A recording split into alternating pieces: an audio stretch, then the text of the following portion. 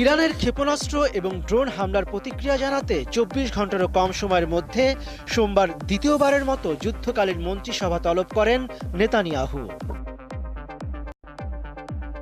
ওই সভাতেই ইসরায়েলের সামরিক বাহিনীর চিফ অফ স্টাফ হারজি হালিভি জানান, ইরানের ক্ষেপণাস্ত্র ও ড্রোন হামলার জবাব দেওয়া হবে। ইসরায়েল সামনের দিকে তাকাচ্ছে এবং পরবর্তী পদক্ষেপগুলো কি হবে তা বিবেচনা করছে।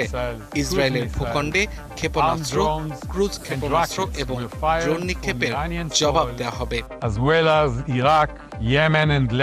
এদিকে ইসরায়েলের উপর হামলার পর ইরানের বিরুদ্ধে জাতিসংঘের নিরাপত্তা পরিষদে নিষেধাজ্ঞা আরোপের আহ্বান জানিয়েছে জাতিসংঘে নিযুক্ত দেশটির রাষ্ট্রদূত গিলাদ এরদান।